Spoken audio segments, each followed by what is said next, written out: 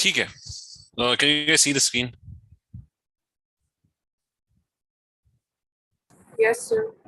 Yes, sir. So reverse में, ठीक है. Let's start with organic. We will, and let me open this as well. So starting with this one. Okay, we have this question number 40, which is a statement comparing ethene and ethane. Okay, which statement is correct? The bond angles in ethene are larger than the bond angles. What is the bond angle in ethene?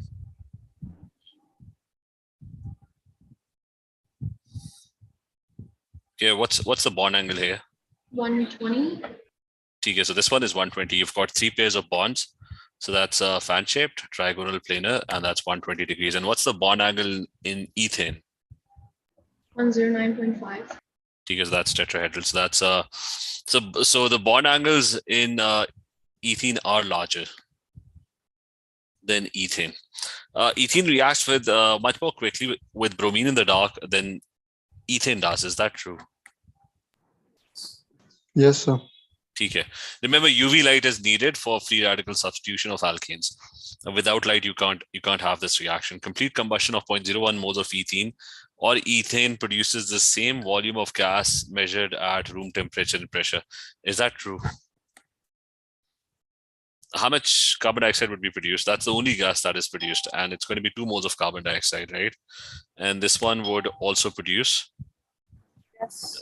The rest is water. At room temperature, water is not a gas. Okay? So focus on the conditions as well. The third statement is also correct because they're going to produce the same amount of gas. Which statement? So how do you know? How do you know Because, they're going to produce the same amount of gas? like, if you have 1 mole, it's going to produce how many moles of carbon dioxide? 2 moles, right? Yeah. And this is 1 mole, it's going to produce 2 moles of carbon dioxide. Oh, okay. Right? The rest is water. So, I mean, water is, remember, he's talking about room temperature. So water is not going to be, it would have been different if the conditions were different. If they were talking about temperatures 200 degrees centigrade, then water would be a gas as well. And then it would be wrong. Right? Is that clear? Yes, sir. As the next one, which statement applies to tetrafluoromethane? So that's a tetrafluoromethane. That's C with 4 fluorines. So it rapidly decomposes by ultraviolet radiation. Is that true? Yes. My only question is rapidly, because relatively the CF bond is pretty strong. It's a small, smaller atoms will make stronger. Okay, so that's I mean, my question is rapidly. So we'll keep the marking scheme with this as well. Just 1 second. So the first appears to be wrong. So anyways, next one. It is, but we'll come back to number 1 again. It is less harmful to the ozone layer than difluoromethane. Is that true? Is this less harmful? Yes. Okay, so the CCl bond, that's a bigger bond and it breaks easily. So in that case, the Cl radicals are produced, and those Cl radicals during ultraviolet light, that bond is easy to break. And that Cl radical would attack the ozone molecules and it will react with it. So that is true. It is less harmful. And it's a non-polar molecule. Is this a non-polar molecule? No. It is a non-polar molecule. Yeah. Because all the dipoles are cancelling out. Although fluorine is very electronegative, but because all fluorines, it's a symmetric molecule and all fluorines are pulling electrons in opposite directions, the forces of attractions will get cancelled out. So that would make the molecule non-polar. But the first one is because of rapidly, that should be wrong. I'll just have a look. Okay, so that is C. That's 2 and 3 are correct. So 1 is wrong. As the next one, which compounds will produce a yellow precipitate with alkaline aquacidine? That's iodoform. Iodoform is a test for these 2 structures, CH3, a methyl with a carbonyl group, or a methyl with CHOH. So these two structures. So this one does not have that structure. It doesn't. I mean, you've got a CH3. This carbon is a CH3, but it's got another CH3 next to it.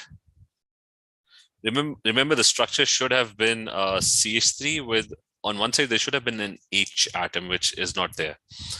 So one is wrong. What about this one? This one is correct. Because you got a CH3. Okay, this is CH3. And right next door, there's another carbon with CHOH. There's going to be an H over here as well. So that is correct. And what about third one? Is that correct? Yes. You got a CH3, and again it's CH and OH. I mean, there's 3 H's with this one, and there's 1 H with this one. So that is correct. So 2 and 3. So next is that's nucleophilic addition. That's where's the mechanism? As anyways, they've given you the mechanism for nucleophilic addition. Sir उसके लिए 2 और 3 होगा. एक second, पता नहीं why isn't it opening? Just a second.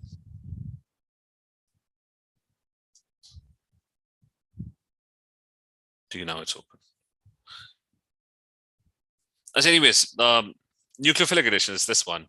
HCN and NaCN catalyst, right?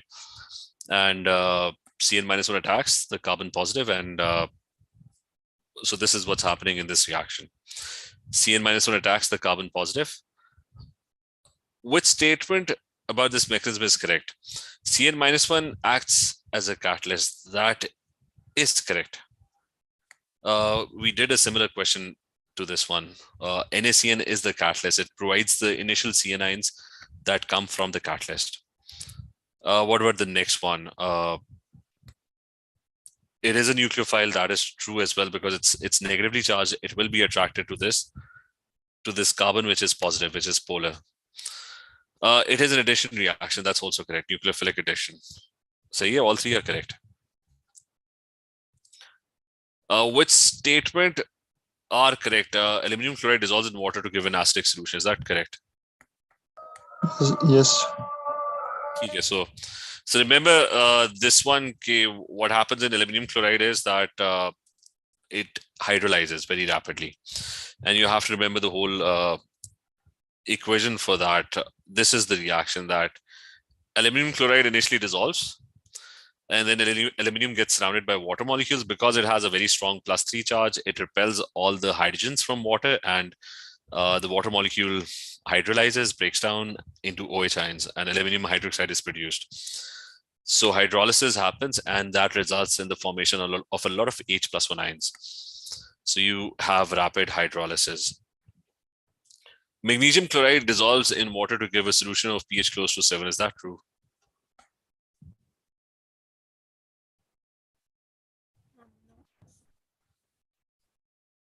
The second one. Magnesium chloride does the same thing, but because magnesium doesn't really have a very strong positive charge, it doesn't really repel the H+1 that much, and water does not hydrolyze a lot. There's a very slight hydrolysis. So only a very few amounts of H+1 ions are produced. So MgCl2 mostly dissolves. It doesn't really hydrolyze that much. So for this one, the pH is close to 7. It's around 6.5. And sodium chloride does not give an alkaline solution. It only dissolves. Because remember your reactions for hydrolysis, that NaCl only mixes with water, nothing happens. MgCl2 mostly dissolves, very slight hydrolysis. AlCl3, and after that, there's strong hydrolysis, and you get very, very acidic solutions. See, clear? That's the next one. You're talking about astatine. It's a dark colored solid. Is that true? Yeah. The colors become darker down group 17. It's a more powerful oxidizing agent than iodine. Is that correct? Wrong. So what's an oxidizing agent, it gets reduced, right? It's going to gain electrons. So the tendency to gain electrons down the group, you got fluorine, chlorine, bromine, iodine, and then astatine. What happens down the group? Do they like to gain electrons, or is the tendency decreases? It decreases. It Decreases. Okay, so these are not good oxidizing agents.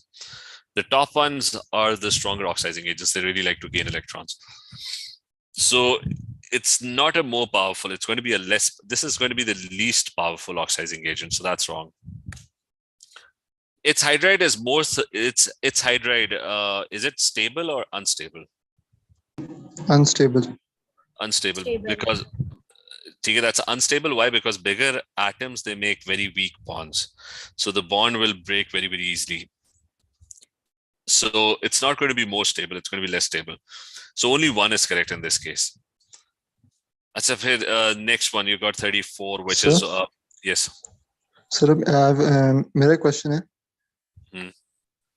Sir वो आपने कहा था कि dark के अंदर reactions होते हैं जहाँ पे लाइक रेडिकल यूज होते हैं वो टेट्रामिथाइल लेड उसके अंदर यूज होता है टेट्राइथाइल होता है नहीं tetramethyl lead was a catalyst that's used in free radical substitution, because sometimes what happens is that even UV light does not produce a lot of free radicals.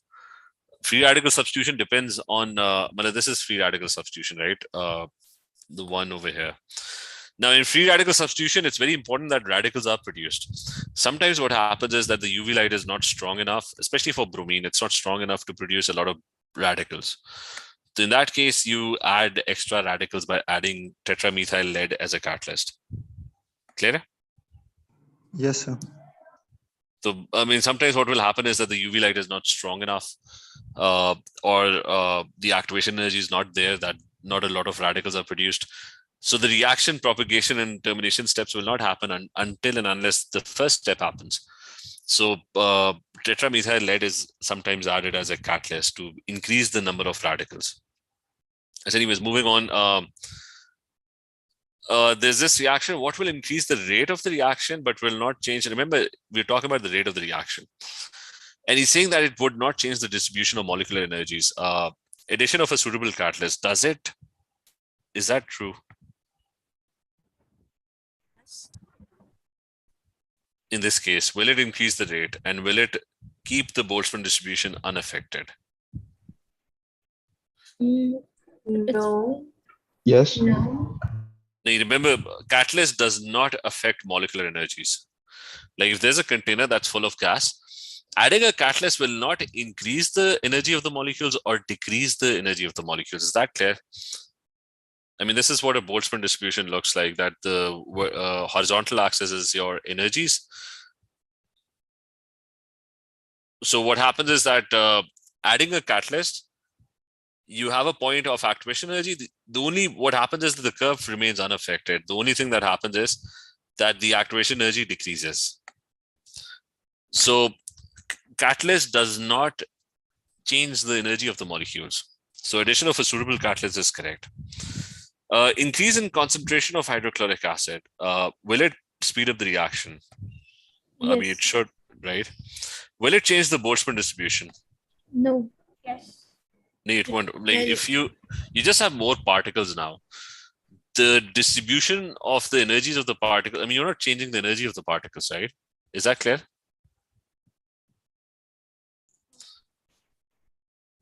Just Sir, so in which case does the curve move a bit down? need temperature. Temperature is the only thing that changes the. I mean, remember, Boltzmann distribution is the distribution of energy. If you change the energy of the particles, the distribution will change, right? If you increase temperature, what happens? The curve shifts forward, right? Because at higher energy, you have more particles. At lower energy, you have fewer particles, right? If you decrease the temperature, the curve, I mean, it should be flatter. If you decrease temperature, the curve increases in height and shifts to the left. You got more particles at lower energy and fewer particles at higher energy, right? Is that clear? So there are 5 things. Remember, there are 5 things that affect the rate of the reaction. What are those 5 things? One is temperature. You got pressure as well. Pressure only applies for gases, right? pressure is not going to change the Boltzmann distribution because pressure is not going to change the energy of the particles, right? Concentration will not change the energy of the particles. What are the other two? Catalyst will not change the energy of the particles. The last one is surface area, or if you have a powdered or smaller particles, the energy of the particles will not change. Pressure, concentration, catalyst, etc., they do change the number of or frequency of collisions. They don't necessarily change the energy of the particles, right? Is that clear? So only the first one will affect this. ठीक है, is this clear? Yes, sir. Let's have the next one. There's a reaction. This is the reaction. How can the standard enthalpy change of this reaction be described correctly? Is it the enthalpy change of formation? Is this true? Yes, sir. Yes. So क्योंकि वो 1 mole है product. ठीक है. अच्छा, is it the enthalpy change of combustion? Can you call Yes, it? sir. क्योंकि वो 1 mole है No. combustor. No. No, you can't. Because That remember, makes sense. enthalpy change of combustion is complete combustion where you burn it in excess oxygen, right?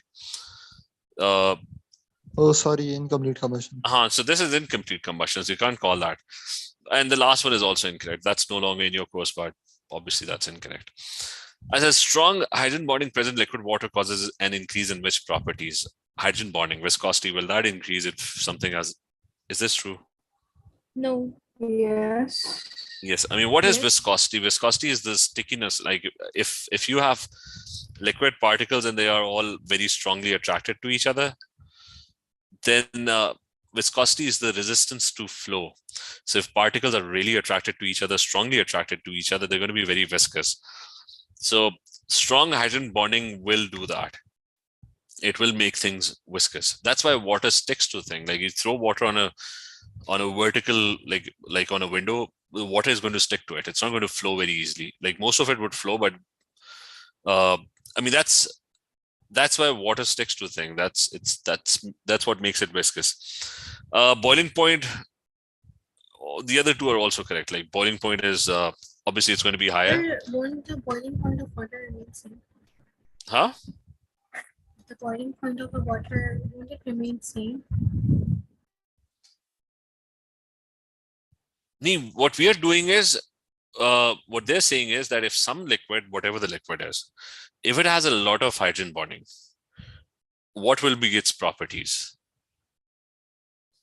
I mean, if there are two liquids, one has more hydrogen bonding, so what properties would increase? I mean, let's take water. If water had even more hydrogen bonding, right? You need greater temp to change its phase. So high so- specific heat capacity होगी. ठीक है, वो सारा boiling would be difficult, right? Surface Yeah. tension would be higher as well because particles would be sticking together. So if something, I mean, a stone would bounce off the surface because it would be harder to actually break the surface because the particles would be attracted to each other. So anyways, so all three would increase. The other part is carbon and nitrogen adjacent in the pure table, which properties do they both have? There's an empty 2p orbital in each atom. Is that true? This is group 5. This is group 4. This is S2p3. I mean, you can write the whole electronic configuration. That's S2p2. So do they have empty orbitals, 2p orbital? I mean, No, sir. this one doesn't. No. P3 half filled, right? So he's specifically talking about an empty p orbital. That's not correct. The principal quantum number of the highest occupied, they're in period 2, so that is 2. I mean, it's 1s2, 2s2, 2p3, right? They can form compounds in which the atoms form 4 bonds. Can they do that? Can carbon form 4 bonds? Can nitrogen form 4 bonds? Yes. Yes. Okay, so they both can do that. Give me an example where nitrogen forms 4 bonds. NH4 plus. 4. Okay, because normally it forms 3 bonds, but it's got a lone pair, and that lone pair can be involved in dative bonding, and that would result in the formation of a 4th bond. Carbon, by default, it usually forms 4 bonds. So you got this molecular diagram shows two of the rings X and Y contain cetyl bond. See which way is correct. A number of ester groups in one molecule. So how many ester groups are present? Two. Two. Two. Okay, this is ester. This is ester. Okay, cetyl bond O and O in the middle of the chain. Now description of rings X and Y. X and Y. Now he's saying that they both are planar. I mean, this is 2 and neither are planar. So is this the whole ring, right? Is this a planar ring? Yes. So what's a planar ring? Sir, what do you mean by planar ring? Planar is shapes. Like if you have, I'll just explain this. This one. Sir, ये trigonal planar की बात कर रहे हैं. I'll explain. What's the spelling? Trigonal planar. Shape. So this. So this thing. Now this is an example of a planar shape. Like the molecule can lie flat on a surface, right? This one is definitely not planar like this. If you look at this molecule, you can't put it flat on a plane, right? So this is not planar. So any shape that is completely flat, like if I do all the shapes, 1 second. Just 1 second.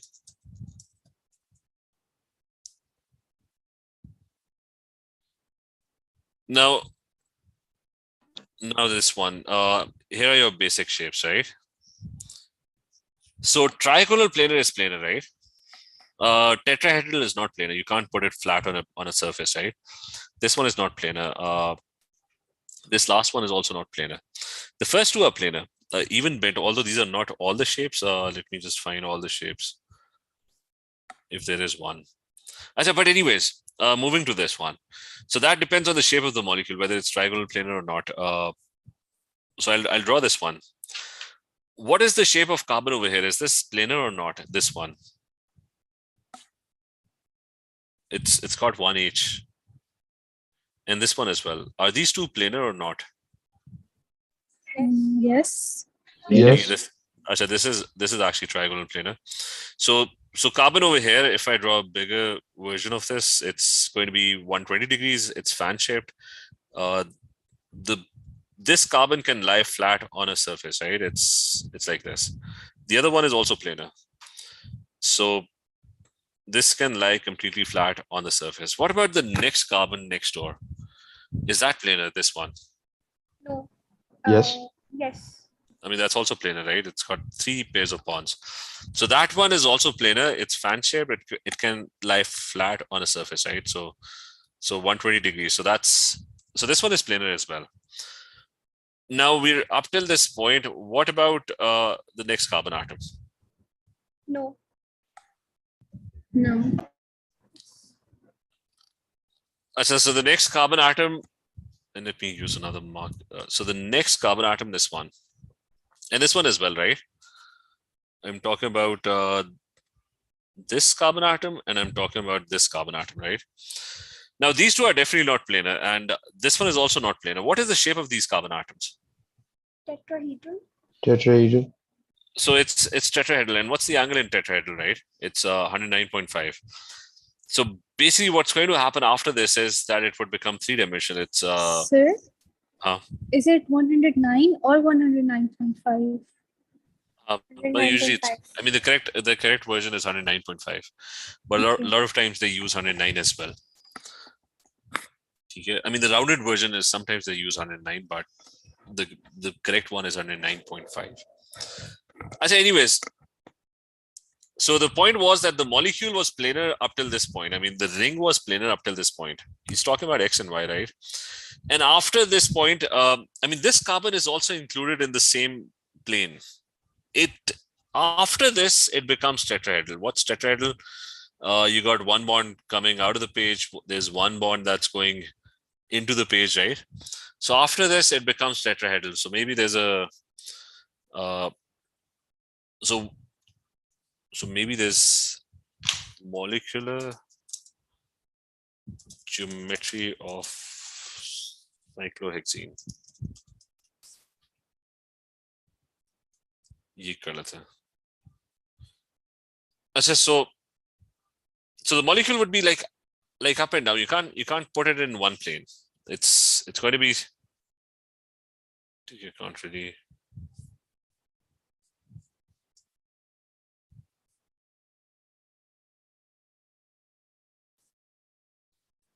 So you can't put it flat on the table. It's not going to be planar. The double bond parts would be planar. I mean, this one doesn't have double bonds, but as soon as the carbon becomes tetrahedral, it's not going to be planar. Some bonds would be going out of the plane, some would be pointing downwards, some would be pointing upwards. So it's like pyramids or tetrahedral shapes joined together. Is that clear? Yep. Yes. So the molecule was planar up till this point, but after that, it just did not stay planar. So neither is planar. I'm guessing the first one is also not planar. Pretty sure the first one is not planar, because these are tetrahedral as well. So neither is going to be planar. Is this clear? Sir. Okay. Yep. And is the idea clear about what is planar and what's not? Yes, sir. Yeah. I said, what if you had this molecule instead? What if you had this thing, carbon and carbon? Now this one is going to be planar because all the Planar. carbon atoms are fan-shaped. So it would be lying completely flat in one plane. So that would have been planar. As anyways, moving to the 29, that's what is the skeletal formula of the compound found when this thing is heated under reflux with K2Cr2O7. What will happen? Will the double bond react? Yes. No, it won't. Remember, double bonds, they do get oxidized, but they get oxidized by either hot concentrated KMnO4 or with cold dilute alkaline KMnO4. They don't get oxidized by K2Cr2O7. Primary Oh, alcohols, on okay. the other hand, they do get oxidized. So nothing should happen to the double bond. So the double bond would probably stay. It's going to stay wherever it is. What will this turn into? Is this a primary, secondary, or tertiary alcohol? What is it? Primary. Okay, Primary. that's going to turn into a carboxylic acid. So it's going to be B.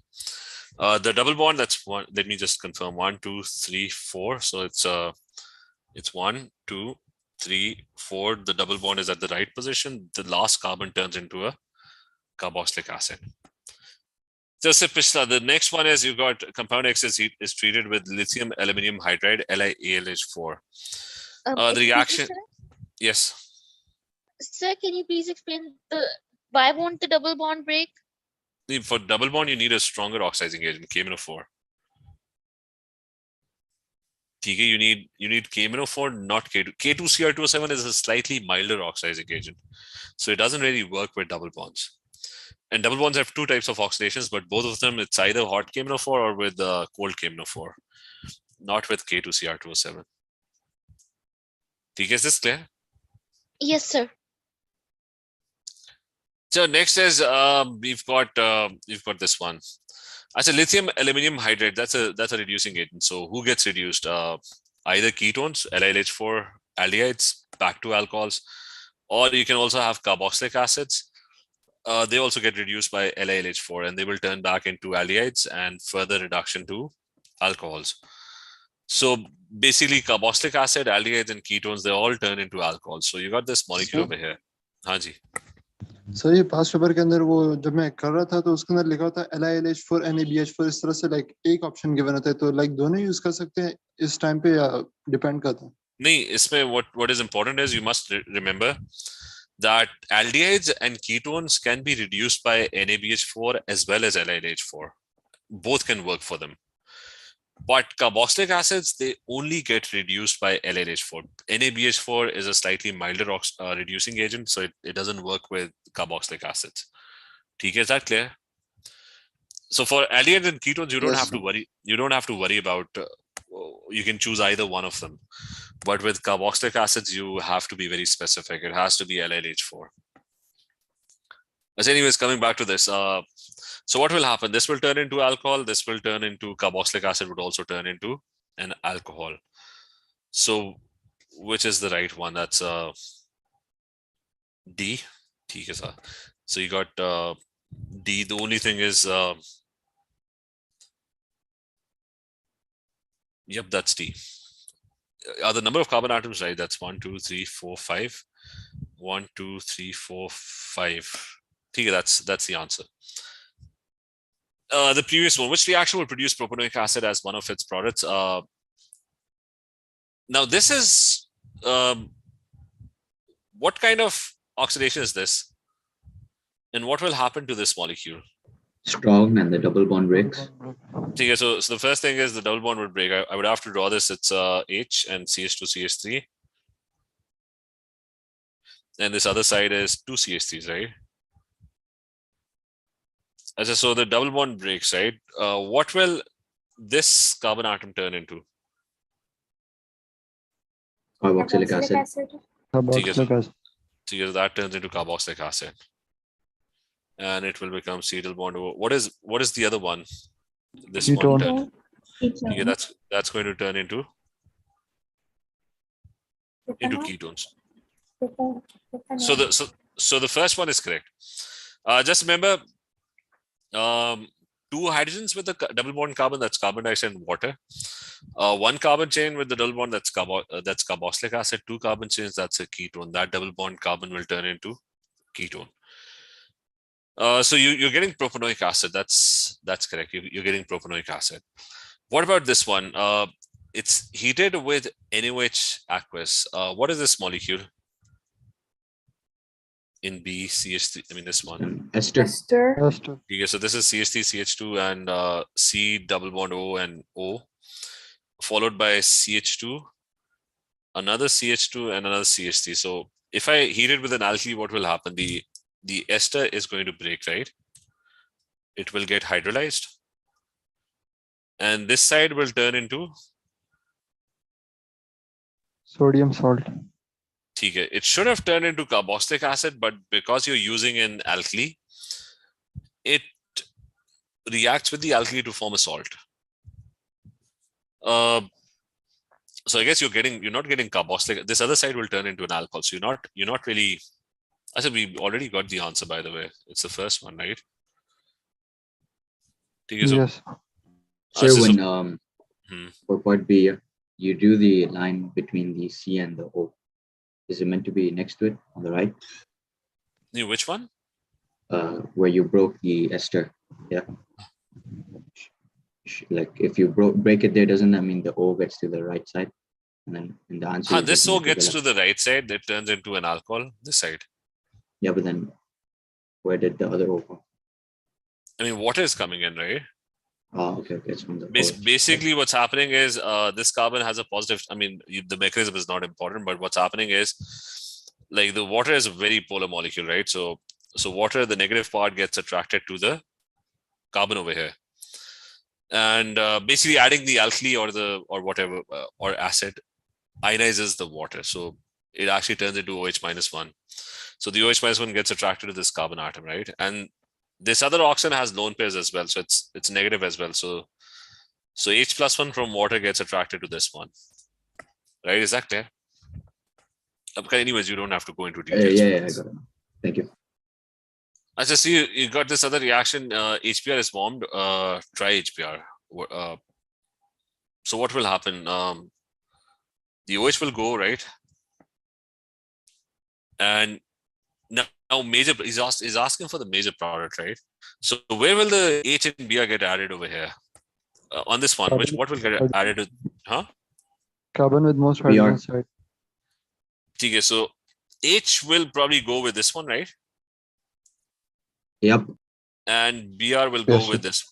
The Markovnikov's rule is that H goes with the one that already has more H atoms. What about this one? Who gets added over here? Hydrogen. So that's H, and over here it's Br, right?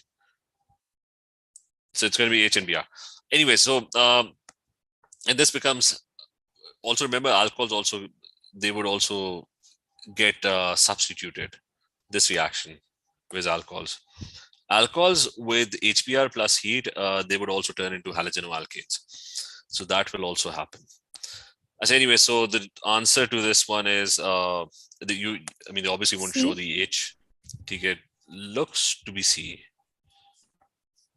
I guess it is C. That's definitely wrong. So coming to the previous one. Now this one. I said always try to leave this at the end. I mean, it's just a very time-consuming question, this one.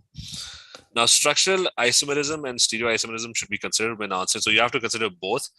So how many non-cyclic isomers have the molecular formula non-cyclic? Remember, so they have the formula C5H10. This is an alkene, obviously. So first I'm going to go with structural isomers. I'm going to draw all of them. So 5 carbon atoms.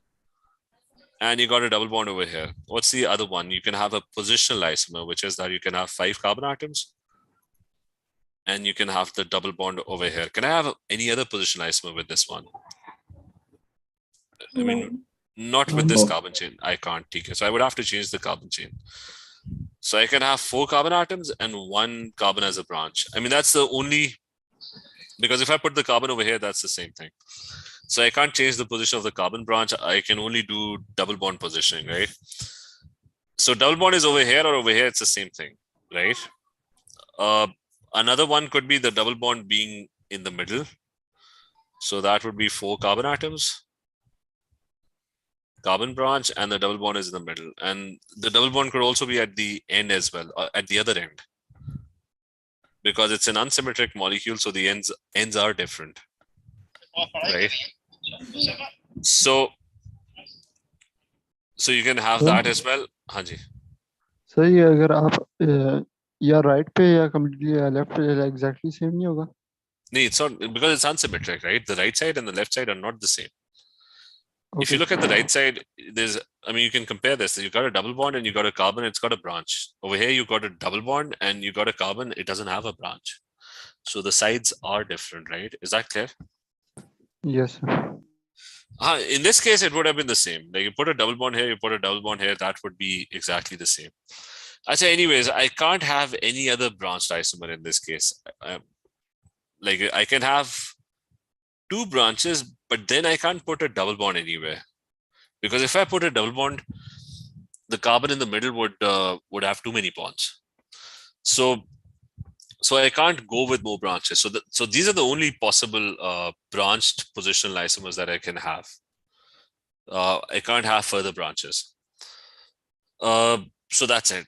Now I'm going to go for stereoisomers. Which one out of these do you think have stereoisomers? The right one at the bottom. The right one at the bottom. This one has cis trans because carbon with the double bond has 2 different groups. I mean, this one has a CH3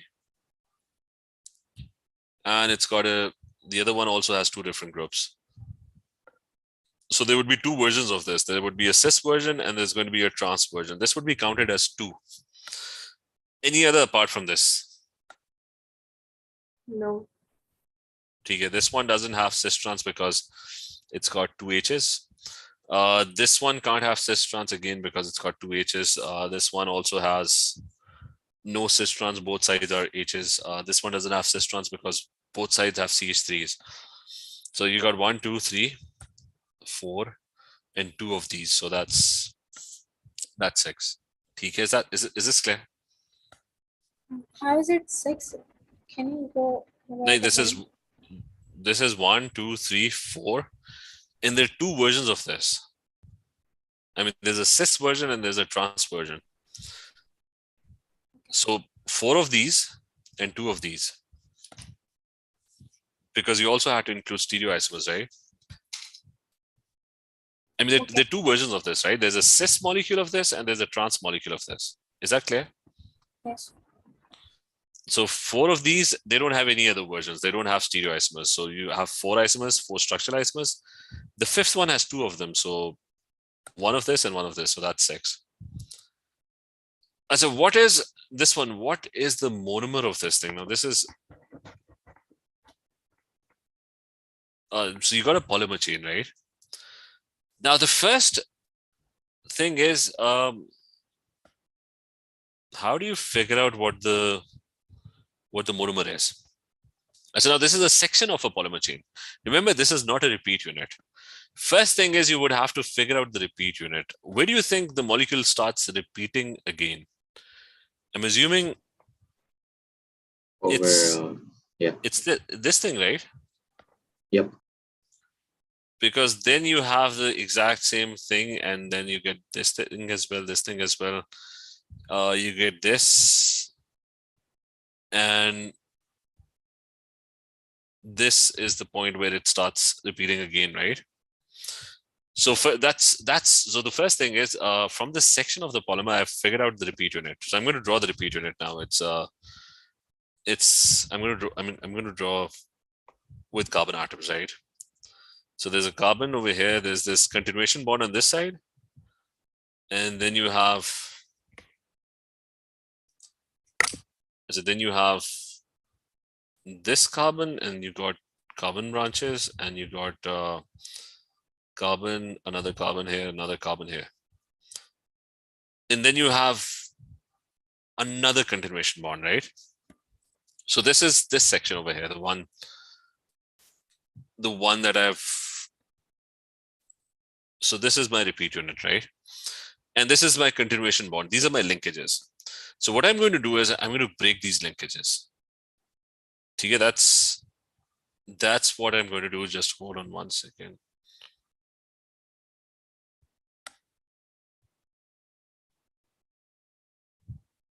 So I'm going to break these linkages, and I'm going to put the double bond back again. Is this clear? Yes. Okay, I mean, that's. Why would you place a double bond there and not anywhere else? Like, because the linkages form at the position of the double bond. Like if I have a molecule like propene, right? So I get it. So basically what happens is, so I'll just explain this anyways. So this is what I'm trying to do. It's when you're making the polymer, it's the double bond carbon atoms that link up. The double bond turns into a single bond, and those carbon atoms, they link up. So if you want to go back, you get rid of the double bond, and you put a double bond with those carbon atoms that were making those linkages. So that is what I did over here. I figured out the linkages, I figured out the repeat unit. So this is what I'm looking for. So which one is this one?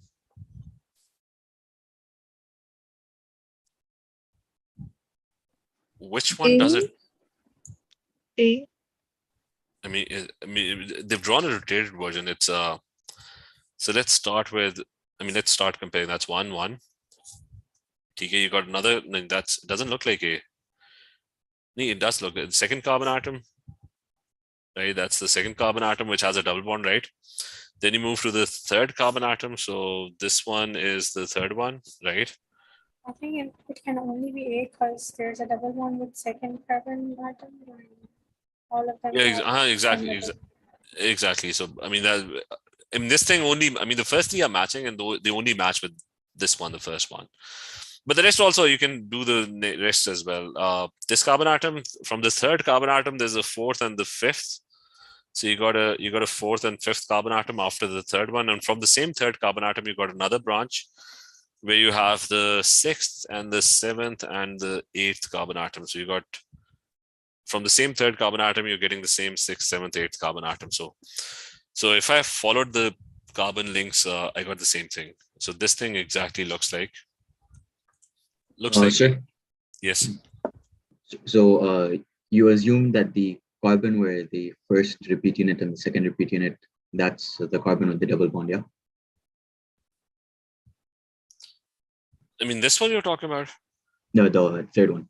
Is that like where it overlaps in the diagram? This is the linkage, right? You got this carbon atom, and you got you got this carbon atom. These are the ones that are linking with the other repeat units, right? So these are 2 and 3 on your diagram on the right, right? Yeah. So what I did was I broke the linkages and I put the double bond back between them. Yeah, no, I get that. All right, thanks. So I think it's going to be A. That's the next one. Strong absorption at 1600, 1700. What is this?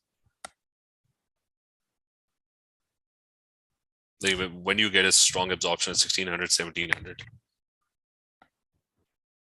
कि double bond होगा. That's definitely serial bond. Anyways, I didn't even read the question. Which statement?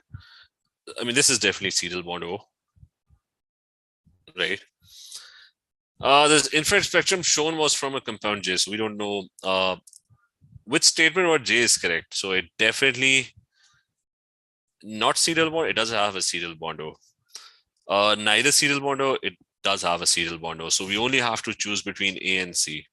The only thing we now have to look for is there a C triple bond N or not? So I don't know what the infrared spectrum of C triple bond N is for that. 2200 to 2500. Okay, so we just this one, right?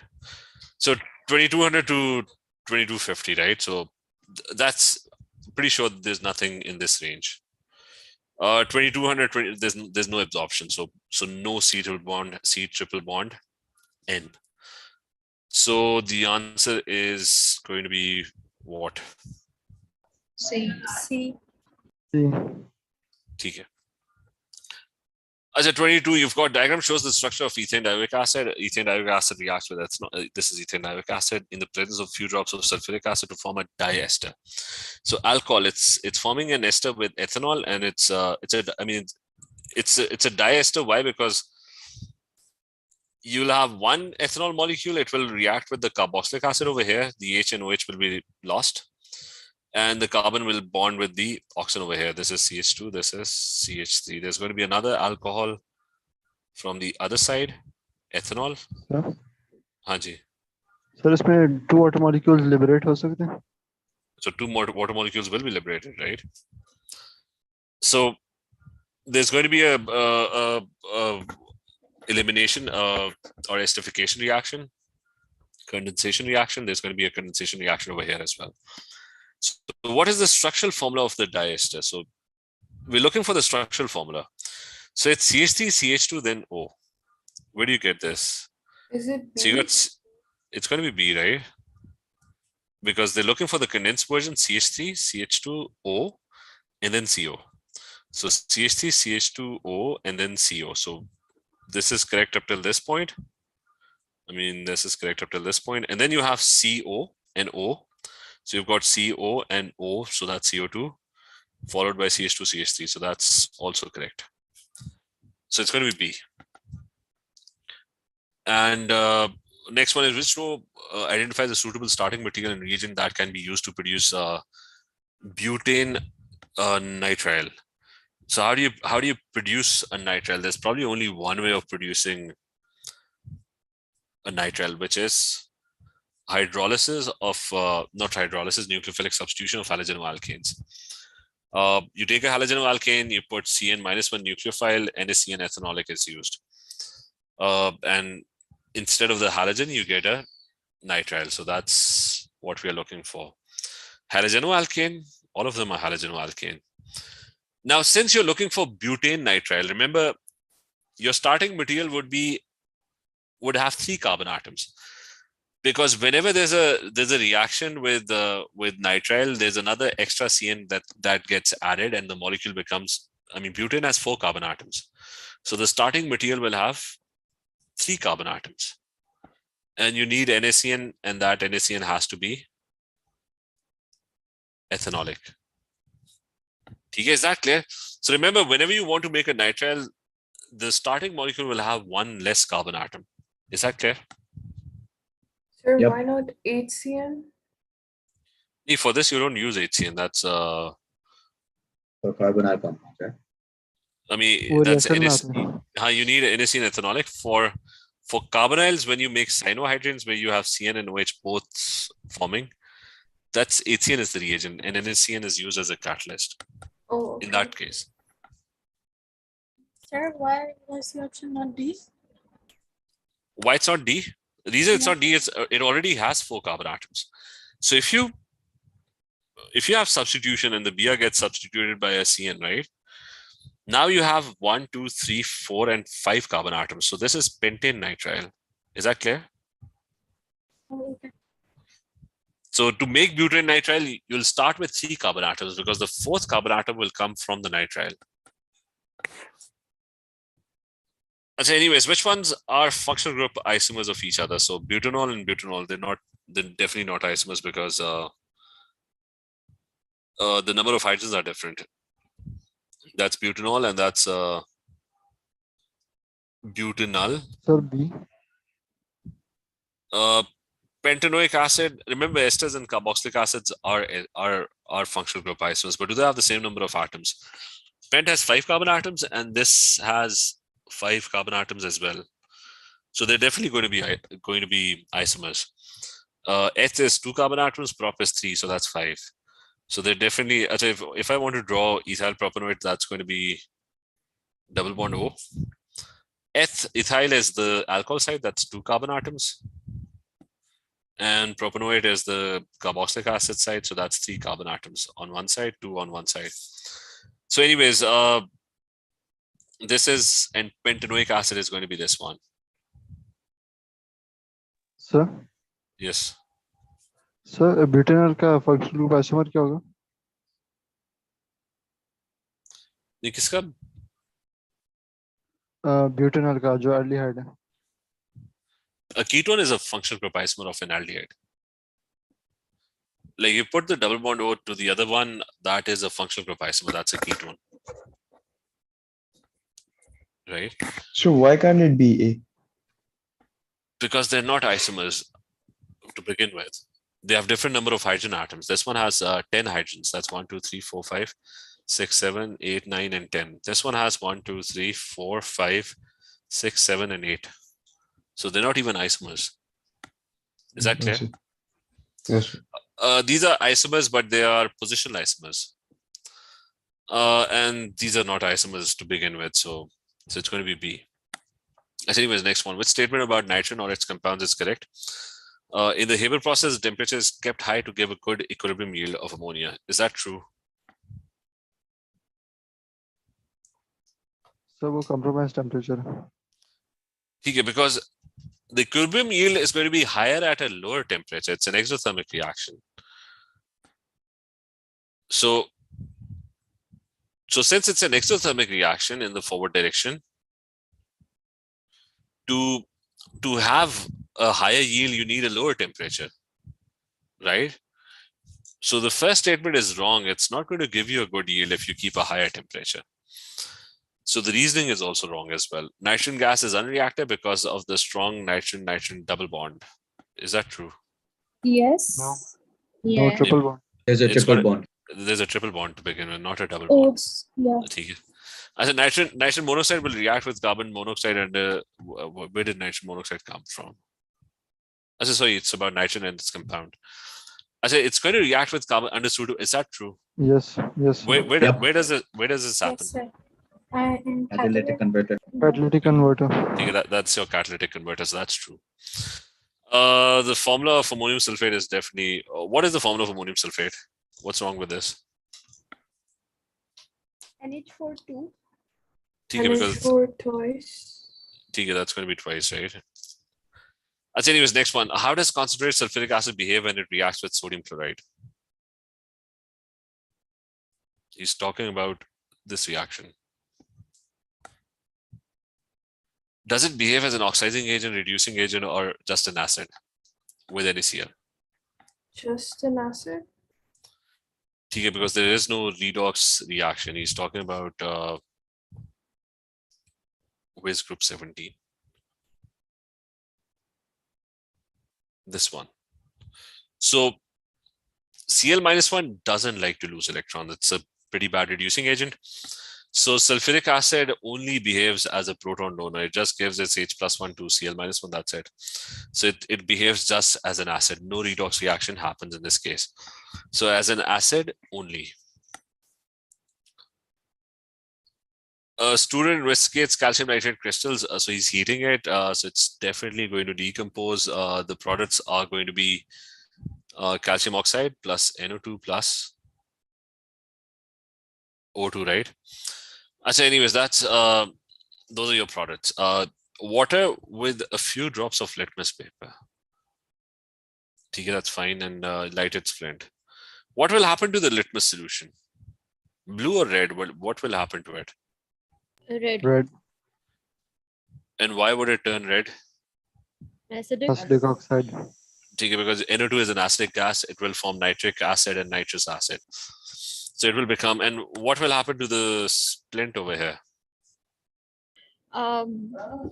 Burns more brightly.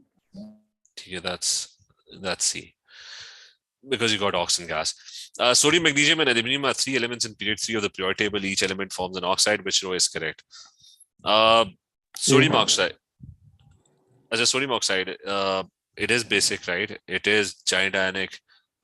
It has a high melting point as well, and reacts with water. It does react with water to form sodium hydroxide. No, it dissolves. The sodium oxide reacts. I mean, we can check on that. It does dissolve, but it ends up forming sodium hydroxide. I mean, the oxide basically reacts with water to form hydroxide ions. So I'm assuming there's a reaction going on. If it was NaCl, NaCl just dissolves. There's nothing new forming. Over here, something new forms, right? So it does dissolve in a way, but it is also reacting, I guess. As a magnesium oxide, it's definitely not amphoteric, right? So D होगा. Magnesium oxide, it is giant ionic. It's an ionic compound, right? It's got a very high melting point. It's a ceramic material, slight reaction with water. Yes, doesn't really dissolve that much, but we can say that. As aluminum oxide, that's amphoteric. So I mean, the first one is definitely wrong because of the middle part. It's not. It's a giant ionic, so that's also wrong. It doesn't have a low. It's also a ceramic, so that leaves you with D. That's it. Okay. Remember, magnesium oxide, aluminum oxide, they have very high melting points. As ammonium nitrate is put into a test tube and solution X is added to it, the resulting mixture is warmed and the gas given off is. Now, there's only one reaction of ammonium nitrate usually, and that is with what? We did a similar question, like ammonium salts, what do they react with?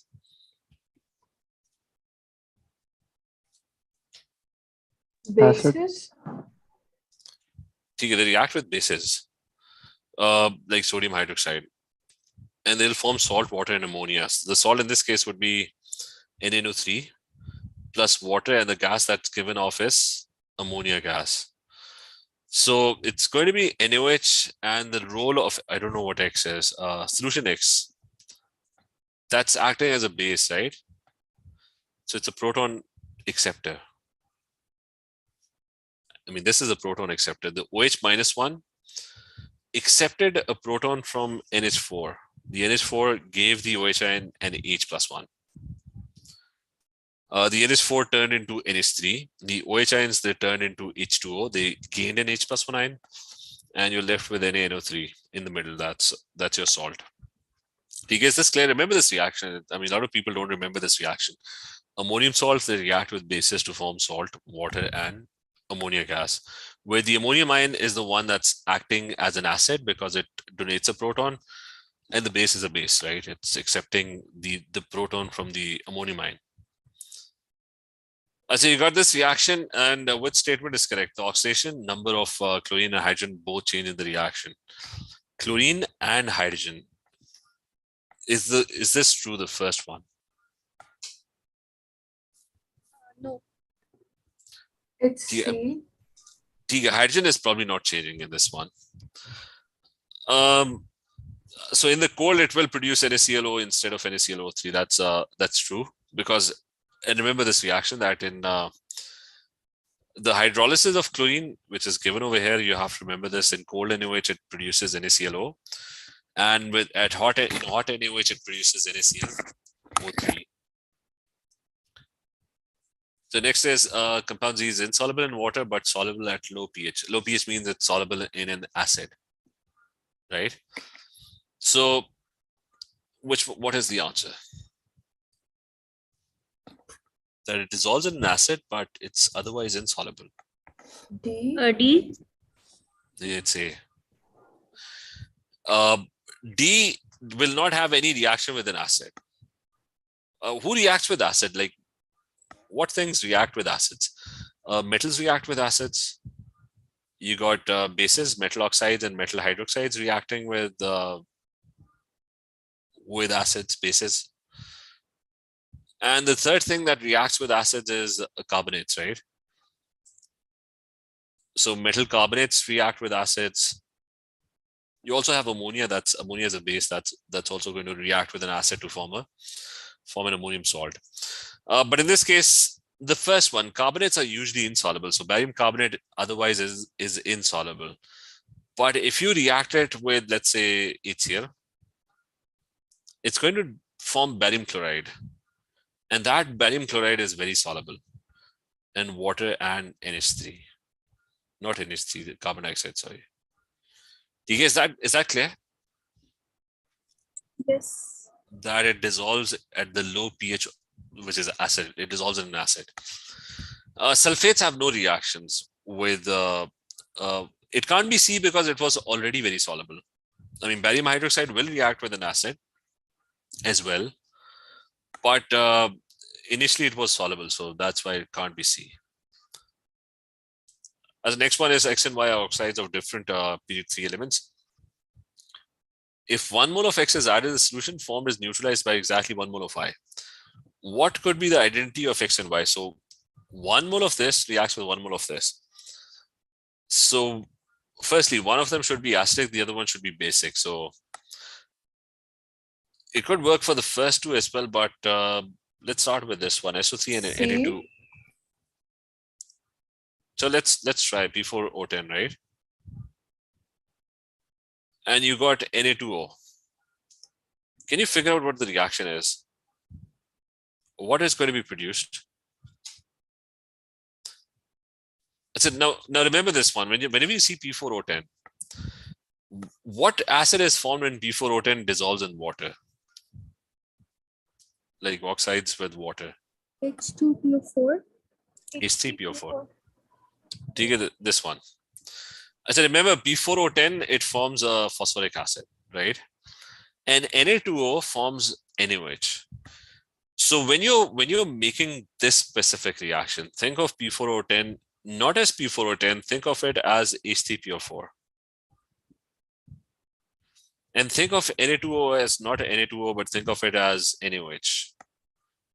I said, now tell me what is the salt that you think is going to be produced when H3PO4 reacts with NaOH?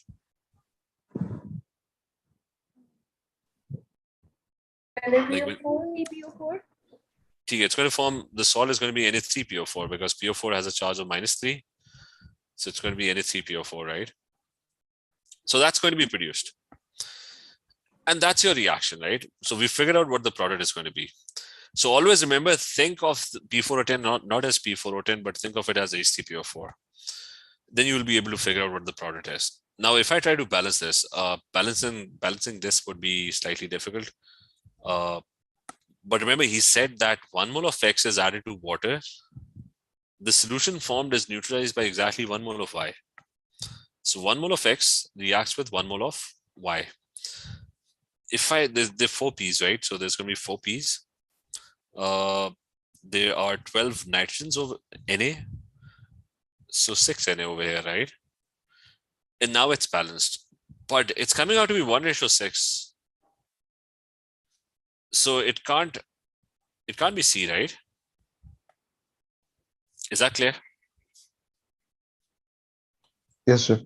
That's just we're looking for 1:1. 1 mole of X reacts with 1 mole of Y. So let's try D. The reaction is SO3 with Na2O. What do I think of SO3? Like, what is SO3? H2SO4. H2SO4. Okay, because with water, it's going to form H2SO4. And Na2O is basically NaOH. So anyways, the reaction, what is the salt that's going to be produced? Sodium sulfate. Okay, so it's going to be Na2SO4. Now, this equation looks balanced, right? It's already balanced, right? It's 1:1. Yes, sir. So this is the right option, right? So is this clear? Yes, sir. So always remember that, always remember this thing. Whenever you have if you're being asked to write a reaction of P4O6, don't think of it as P4. I mean, you write the equation with P4O6, but don't think of it as P4O6. Think of it as H3PO3. You'll be able to make or figure out what the product is going to be. Can you make equations for the other two as well? So I'll try it with this is amphoteric, so it should react. Let's do B, right? It's SO3 with Al2O3, right? So I'm going to think of SO3 as H2SO4. And when I make the reaction, it's going to be aluminium sulfate, right? It will be Al2SO4, SO4 thrice. And we can balance 3 sulfurs, so 3 SO3s, and I guess there are 2 aluminium. So 9 oxygens plus 3, that's 12. So it looks balanced. Is that clear?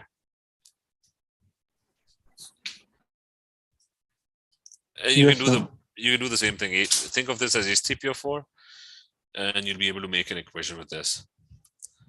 The only thing is that the water is missing because I didn't add the water. If I had added the water, it would have been H2SO4. Otherwise, acid plus base produces salt and a water molecule, right? The water is missing because we didn't add the water. And moving to the previous one, contact process, which describes the effect of the presence of a catalyst. What will happen to the equilibrium yield? No effect. No change. No effect. And higher pressure, what will happen? Increase or decrease? Increases the Increase. And lower. And remember, contact and Haber process, they're all exothermic in the forward direction. So higher temperature, what will happen? Decrease yield. Decreases the yield. Because it's going to be B. This one is the one you're always going to get this one question on this. This one kind of looks difficult. When the equation is correctly balanced, what is the value of C? This one is difficult. What is the oxidation state of Mn over here?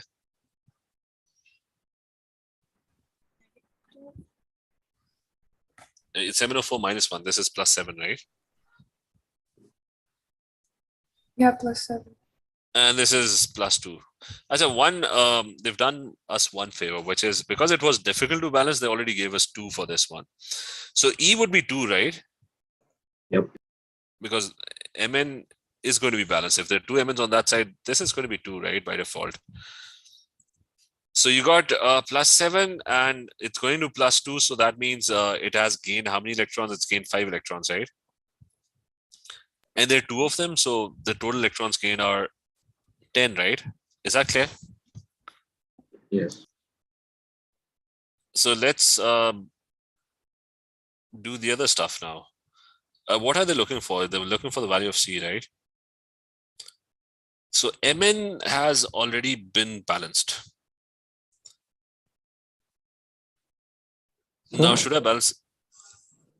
Sir, 2 Yes. by 2 plus 4 plus 4 नहीं होगा या सिर्फ plus 2 होगा? क्या चीज? ये Mn जो 2 plus आया है उसका. Nee, Mn is plus 2, right? I'm talking about 1 Mn. 1 Mn goes from plus 7 to plus 2, right? Yes. So that's 5 electrons gained. But there are a total of 2 Mn's, right? So that's a total of 10 electrons gained. And so now the next part is what we can jump towards is we can balance the number of charges on both sides instead of doing this. That would be easy because for organic molecules, it's harder to because you can't really figure out the oxidation state because every element has a different oxidation state when it's an organic molecule. So, and we don't even know what the structure of this molecule is. So what is the total charge on this on the right side? That's what is the total charge on this side? 4 plus. Sir, can we balance oxygen first? Because like we have 5 oxygens on left hand side. Nee, but the thing with redox equations is you have to balance the number of electrons gained and lost, right? The atoms you can balance that, but balancing atoms will not make the equation balanced. I mean, that's the last thing you will do.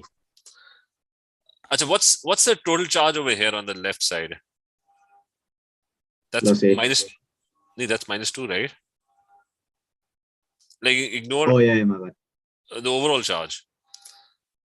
So the overall charge on the left side, if I take this, that's -2, right? So this one is Wait, so why is -2 it -2? because the overall thing. Oh, there's 2 of them. Yeah, okay. I'm actually ignoring this. 1 second. What I'm doing is I'm doing the other way, which is that if the electrons gain and loss are equal, the charge over here on the right side, see, this is what I'm doing on the right side, and the total charge on all the molecules on the left side, this has to be equal. Because if it's not equal, that means electrons gain and loss are not being equal. Like if I have aluminium over here and I've got aluminium +3 over here, right?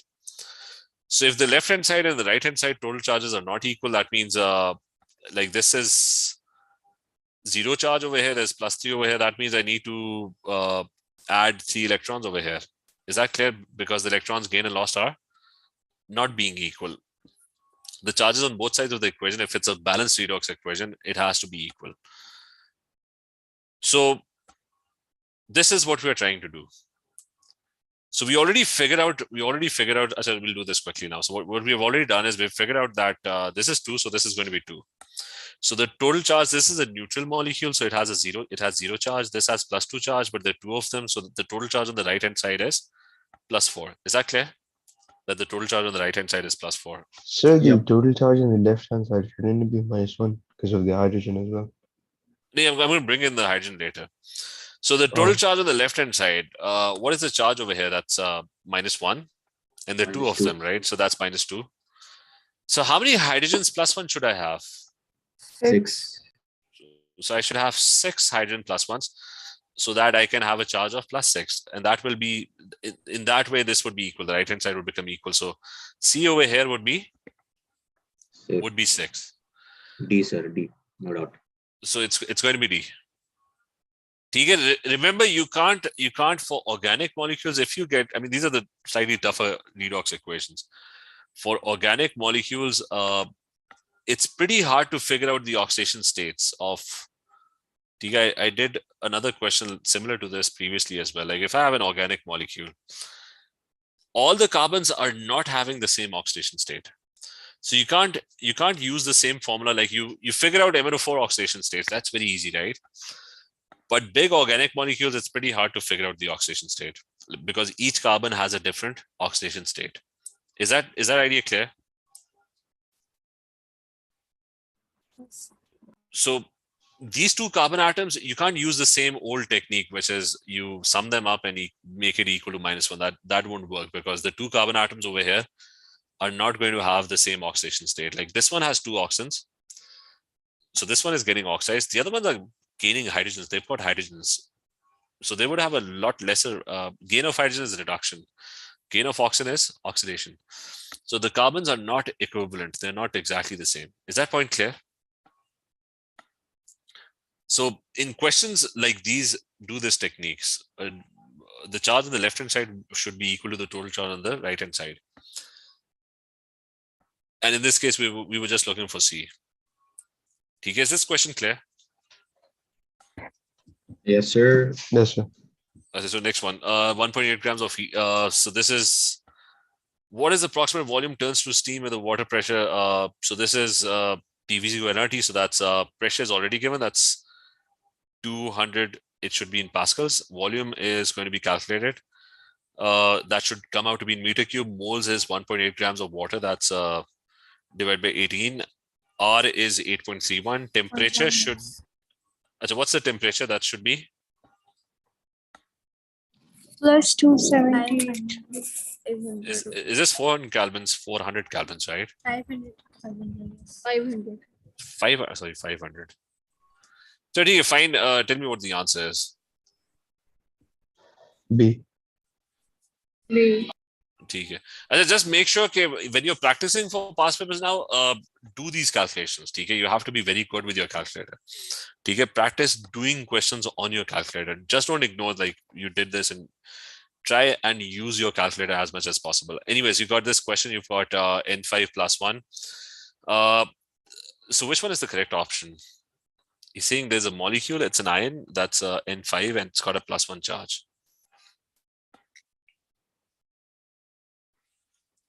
N5 with a plus 1 charge. Nitrogen is in group 5. How many outer shell electrons does it have? 5. Yes, it's got 5 electrons, right?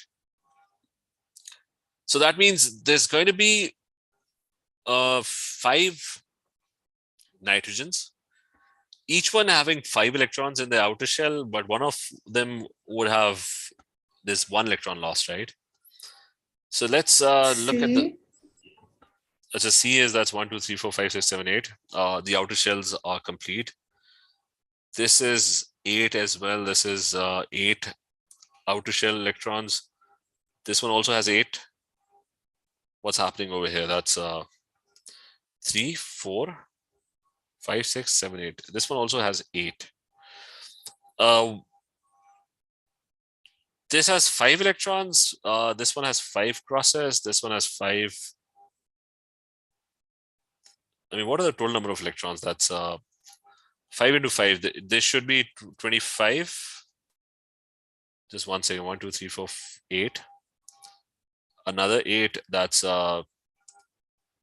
16. And another 8. That's 24.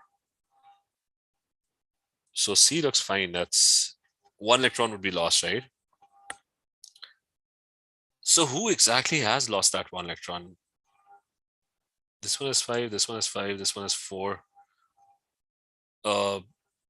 This one has 5. The middle one has 1 electron less. This one has 5 as well. It's But the anyways, third one. it's the third one, right?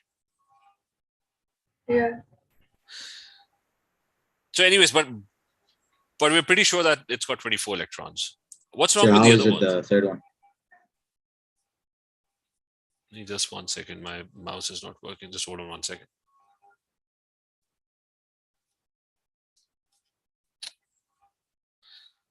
The third one, this one, right? Yeah, how is it the one that lost the electron? 3, 4, 5.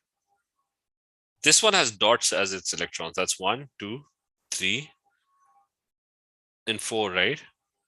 Oh, it's Exactly. alright, yeah. This one has crosses. That's 3 over here and 2 over here. That's 5. This one has dots. That's 1, 2, 3, 4, 5. So all of them have 5 electrons except for the third one. That's got 1 electron less. Is this clear? Yeah. Yes. So this one quickly. What volume of nitrogen is measured produced by 150 grams? How many moles is this? That's 150 divided by the MR 23 plus 14 into 3. That's 42. Can somebody tell me what the moles of moles are? 2.3. 2.3. 2.30. So this one would be 2.3 into 3 divided by 2, right? 2:3, right? So divide by 2 into 3. And you multiply it by 24. 3.46. And it's RTP, right? So it's into 24. What do you get? B. 83. Okay, so you're gonna get 83. Mm. So we've got this one. What are the units of Kc in this reaction? So I'm just going to use X and Y, and this is let's say A and B, right? So it's only that is 2, right? So it's going to be Kc would be X concentration, Y concentration over A concentration into B concentration squared, right? So at the end of the day, it's going to be concentration into concentration. It's going to be 1 over mole per dm cube, right? B. So it's going to be B. So only that part will not cancel out. Oxidation states. What's the oxidation state of vanadium over here?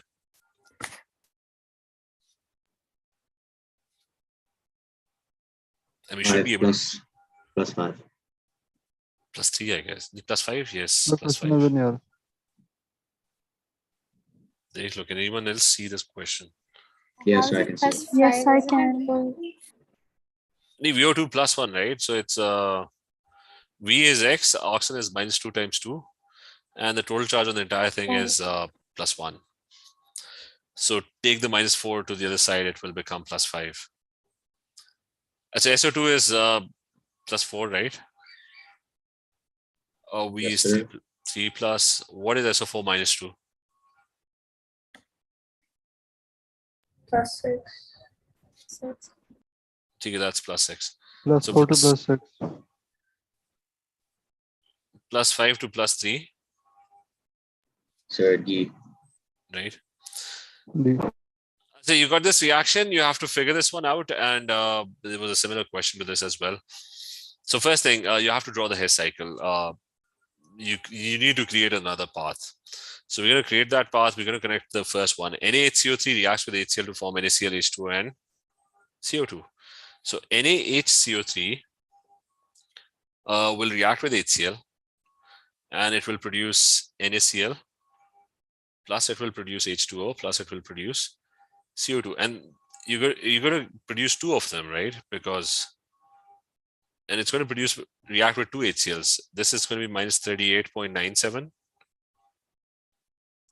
times 2, because you've got 2 NaHCO3s.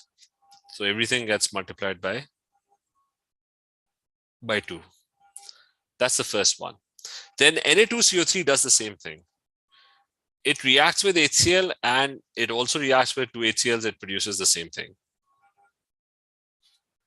But we've got one Na2CO3. It reacts with HCl, produces NaCl, H2O, and CO2, and that's minus 96.59. So our Hess cycle is complete. All I have to, sir ये plus नहीं होगा क्योंकि side change होगी. हाँ वो भी कर रहा हूँ ना. So what will happen is we're going in this direction. So one of the arrow needs to change sign, and that's this one, right? So the enthalpy change would be the blue arrow. For the blue arrow, that's going to be minus 38.97 times 2 plus 96.59, right? C.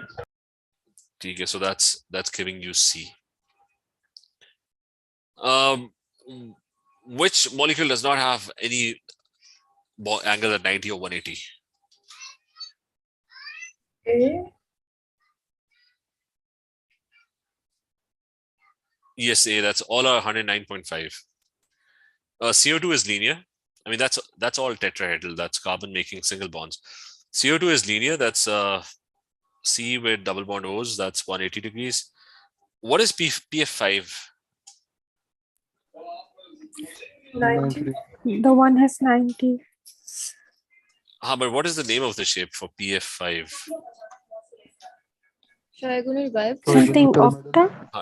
Trigonal bipyramidal. It's like a fan shaped arrangement in the middle, and it has a bond that is sticking on top of it and one that's hanging from the bottom of the fan.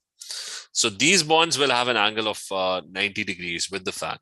So there's a fan in the middle, and there's a bond on top of the fan and one hanging. Both angles.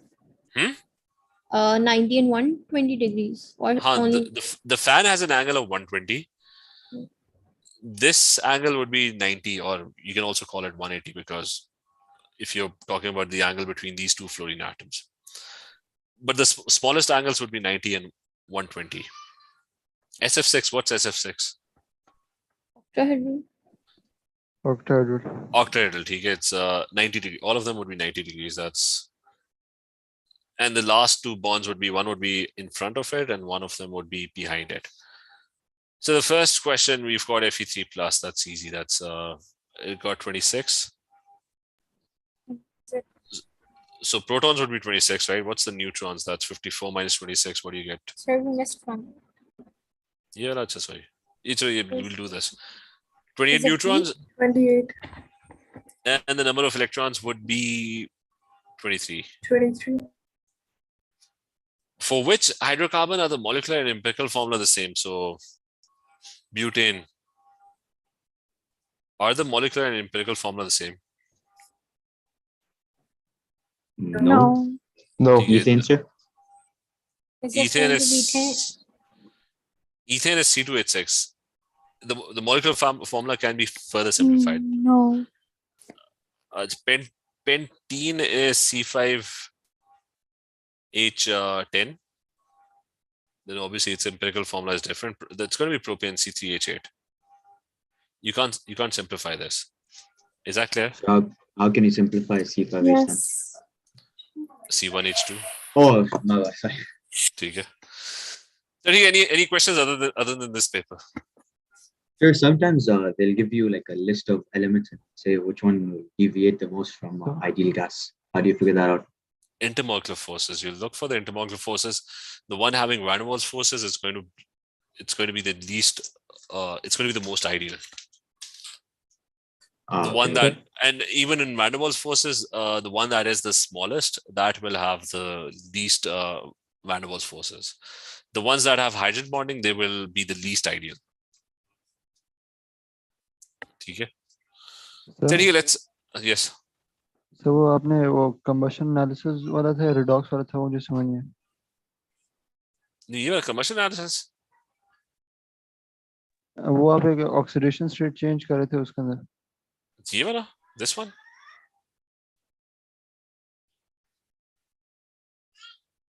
नहीं ये वाला कौन सा? Yes, sir, question 10. वही है ना. All I wanted to explain was like there are two ways of let me just find space. All I wanted to explain for redox was like if you have a redox equation, right? Let's say there's Na and that's displacing. I'll take a simple redox equation. And there's Na plus 1. Yep. As you have this redox equation. There are two ways of looking at the question. I mean, the easier way to balancing equations is you just figure out who's gaining electrons, who's losing electrons. Plus 3 going to 0, so that's a gain of 3 electrons, right? Sodium 0 charge goes to plus 1, that's a loss of 1 electron, okay? So what do? You multiply this by 3. Sir? हाँ. So ये वाला नहीं, वो जो आप वो hydrocarbons वाला कर रहे थे वो? नहीं वही मैं उस पर आ रहा हूँ, ठीक है? Well, but is this clear? Is this clear? That's one way of balancing redox equation. Is this clear? Yes, sir. Achha, then there's another way of balancing the same method, right? The same method is what you do is you can either balance the number of electrons gained and lost, which is recommended. The other one kind of gets slightly confusing. That is that the total charge on the left-hand side should be equal to the total charge on the Right-hand side. Right-hand side. So what is the total charge over here at the moment? That's plus 3, right? What is the total charge on the right-hand side? That's plus 1, right? So how can I increase the total charge on the right-hand side? I will multiply this by 3, right? So what does it become now? Multiplied by 1. One side is multiplied by 3 and the other side is multiplied by 1. But I just need to multiply sodium by, if I multiply this by 3, nothing happens to this charge because it was already 0, right? So now the charges are equal. Is that clear? Yes, sir. Achha, my only problem comes with redox equations. Like if I have ethanoic acid. Okay, now the question is, I can't figure out the oxidation state of the elements now in an organic molecule. Like I can figure out the oxidation states of KMNO4 because it's an ionic compound. I know that oxygen is -2, K is +1. So I'll figure out what Mn is. Mn would come out to be +7. Is that clear? But I can't do this for an organic molecule because the two carbons are different. Okay, if I take carbon as X and I take hydrogen as +1 into 3, and I take the other carbon as X as well, and then there are two oxygens, that's -2 into 2, and there's a hydrogen that's +1. The problem is that the two carbons don't have the same oxidation state. Is that point clear? Yes, sir. So the problem would be the other carbon will have a different oxidation state. So I'll call it Y. The total charge on the entire molecule is 0. The problem is that I will not be able to figure out or solve for X and Y because there are two unknowns, right? So that's where the problem comes in. Okay, I won't be able to know what is the oxidation state of the element. So if I don't know what the oxidation state of the element is, if I go back to question number 10. Okay, initially I did try balancing it that way, but the problem came that I had this organic molecule. I was not able to calculate the oxidation state to begin with. Is that clear? Yes, sir. Okay, this one. So instead, what I did was I just made the total charges. They already gave us this 2. So Mn was 2. So the total charge on this is neutral. So it doesn't really matter how many there are. This would still remain 0, right? This is +2. So the total charge over here was +4. There were 2 MnO4 -1. So the total charge over here on this side became -2. And there was a +1 over here as well. So to be equal to +4, this should be +6, right? So I just added 6 hydrogens. Is that clear? Yes, sir. Thank you, sir. So, okay, let's continue tomorrow. Okay, take care. I missed Yes. my first 2 classes. I'll send I'll share the lectures on the group. Okay. No, I don't have WhatsApp right now, but I'll share them. Love, sir. Okay, take care. Hafiz. Hafiz.